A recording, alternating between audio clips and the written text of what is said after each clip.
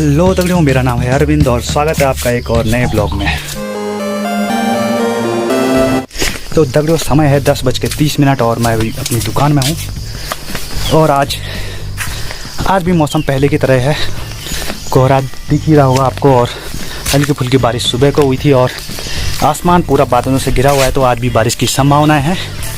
और दगड़ियों, आज के ब्लॉग में मैं कुछ आपको अपने एक महत्वपूर्ण योजना के बारे में बताने वाला हूँ, अपने ड्रीम प्रोजेक्ट के बारे में बताने वाला हूँ, जिस पर मैं लगभग 5-6 सालों से काम कर रहा था, जिसके लिए मैंने काफ़ी किताबें पढ़ी और काफ़ी शोध कार्य भी किया और जिसके लिए मैंने डॉक्यूमेंट्री भी बनाई थी। तो दगड़ियों, जो मेरा नया उपन्यास होने वाला है उसका नाम है माधो। माधो उपन्यास माधो सिंह भंडारी जी के जीवन पर आधारित है, जो कि उत्तराखंड के एक महान योद्धा थे, जिन्होंने मलेथा की कूल भी निकाली थी, जिससे आज भी उसी नहर से सिंचाई हो रही है। मैं एक बार खुद भी गया था मलेथा, जहाँ पे मैंने डॉक्यूमेंट्री भी बनाई थी 2016-17 में लगभग, और ये डॉक्यूमेंट्री 3 भागों में है और जिसे आप यूट्यूब पर देख सकते हैं मेरे दूसरे चैनल अरविंद सिंह पर। और इस ब्लॉग के डिस्क्रिप्शन बॉक्स में भी मैं वो वीडियो का लिंक डाल दूंगा, तो आप चाहें तो पता कर सकते हैं। आपको इससे मोटा मोटा आइडिया हो जाएगा कि माधो सिंह भंडारी जी कौन थे और जो ये उपन्यास होने वाला है ये किस विषय पर होने वाला है। तो फाइनली आज लेकिन मैंने हिम्मत करके इस पर लिखना शुरू कर दिया, क्योंकि जितनी देर होगी उतना ही मुझे घाटा है, क्योंकि और चीज़ें फिर मैं नहीं लिख पाऊँगा।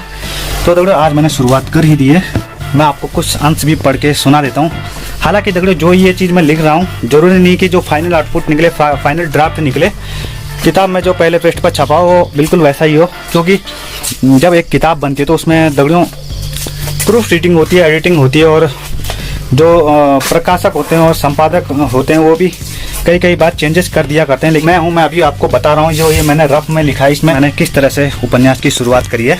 इस कहानी को दगड़ियों सुनाने से पहले मैं ये चीज़ बता देता हूँ कि जो ये पूरा उपन्यास है ये first person point of view पर होने वाला है, यानी कि इस पर जो स्वयं माधो सिंह भंडारी जी हैं वो अपनी कहानी कहते हुए आपको नजर आएंगे। जो ये शब्द मैं कह रहा हूँ ये मेरे शब्द नहीं है, स्वयं आप इन्हें माधो सिंह भंडारी जी के शब्द समझकर सुन रहे हैं। तो चलिए देखते हैं कुछ अंश किताब। कहते हैं कि हर युग में एक ऐसा क्रांतिकारी जरूर जन्म लेता है जो पुरानी अंध प्रथाओं को समाप्त कर एक ऐसे नए युग का निर्माण करता है जो मानव जाति को विकास के अगले सोपान की ओर अग्रसर करने की महत्वपूर्ण भूमिका निभाता है। उसके कार्य मिसाल बन जाते हैं और उसके विचार उस नए युग में पथ प्रदर्शक की भूमिका निभाते हैं। मैं भी पहले ऐसा ही सोचा करता था, लेकिन मैं गलत था। मेरा नाम है माधो। मेरे पिताजी श्री कालो भंडारी अपने जमाने के महान योद्धा थे।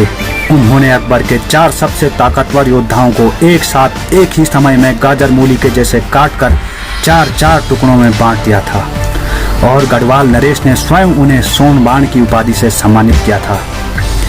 लेकिन वे हमेशा कहते थे कि कायर आदमी आजीवन अपनी शक्ति का प्रदर्शन दूसरों को भयभीत करने में करता है, लेकिन असली योद्धा अपनी तलवार का प्रयोग किसी को मारने में नहीं बल्कि निर्दोषों को मरने से बचाने के लिए करता है। और दुनिया आपको इसलिए याद नहीं करेगी कि आपने क्या अर्जित किया, बल्कि इसलिए कि आपने इस दुनिया को क्या दिया। पहले मुझे उनकी बातें समझ नहीं आती थी, अब आती हैं, लेकिन अब कोई फायदा नहीं, क्योंकि आप चाहे जो कर लो दुनिया आपको उसी दृष्टि से देखेगी जैसे वो देखना चाहती है। मेरा नाम है माधो। मैं महान भड़ कालो भंडारी का पुत्र, महाराज महिपत शाह का सेनापति और मलेथा का भंडारी हूँ, और ये है मेरी कहानी। तो दगड़ियों, इस जो उपन्यास की पहली लाइन है जिसमें माधो सिंह भंडारी जी कह रहे हैं कि हर युग में एक ना एक क्रांतिकारी ऐसा जरूर पैदा होता है जो युग को बदल देता है। और ये रेफरेंस है मेरे उपन्यास अलबेला से, पहले उपन्यास से। तो इसमें भी कुछ ऐसा ही लिखा गया था कि हर युग में एक ना एक ऐसा क्रांतिकारी जरूर पैदा होता है जो युग को बदल देता है, और इसके बाद मानव जीवन वही नहीं ठहरा रह जाता, विकास के अगले चरण तक पहुंच जाता है। तो ये चीज़ें वहाँ से ली गई है। तो अगर कोई बाद में कहे कि भाई ये तो ऐसा वहाँ पे भी है, ये क्यों किया तुमने, तो दगड़ियों ये जानबूझ के किया गया है ताकि कुछ ना कुछ कनेक्शन बना रहे जो मेरे कार्य हैं उनसे। दगड़ियों, लिखने का फ्लो चल ही रहा था, फ्लो में ही था मैं कि लाइट चली गई। अब शायद कल फिर से लिखूँगा मैं, क्योंकि अभी देखते हैं क्या करना पड़ेगा। लंच के लिए दाल वगैरह रखने का समय भी हो चुका है।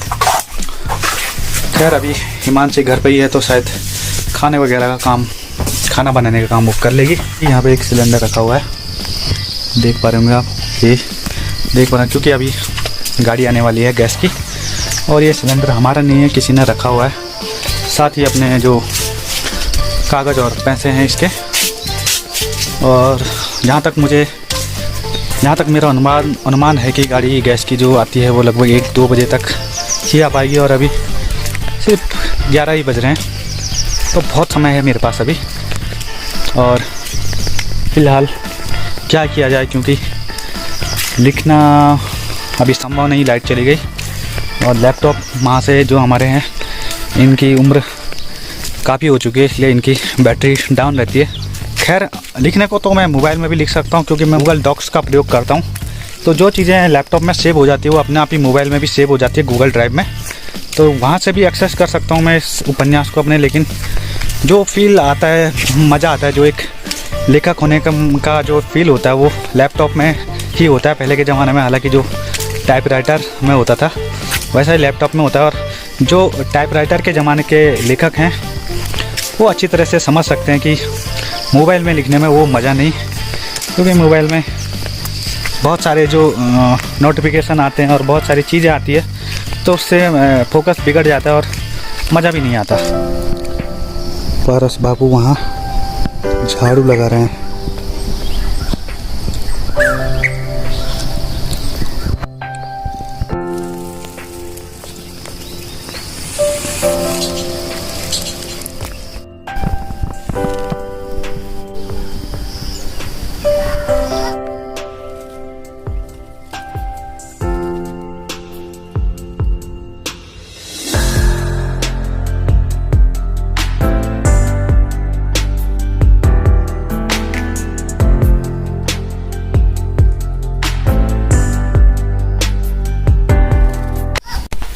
देखो, लाइट गई हुई है तो बाकी के मैंने सारे काम कर लिए, नहा धो गया मैं। और अभी मैं नीचे कमरे में आ चुका हूँ। या तो अब हम थोड़ा बहुत टाइम स्पेंड करने वाले हैं पारस बाबू के साथ।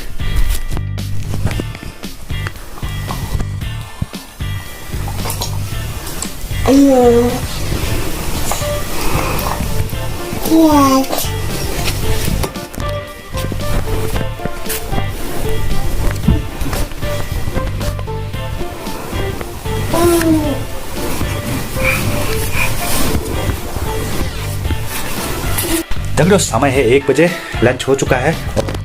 अभी थोड़ा विश्राम करने का समय है मेरा, विश्राम करने वाला हूँ। उसके बाद बाकी लेखन का कार्य शाम के समय होगा। समय है शाम के 5:30 बजे। आज मीटिंग होनी थी गांव में, पंचायत, लेकिन बारिश को देख के लगता है कि स्थगित हो जाएगी। हालांकि कुछ लोग इकट्ठा हो चुके हैं पंचायत भवन में।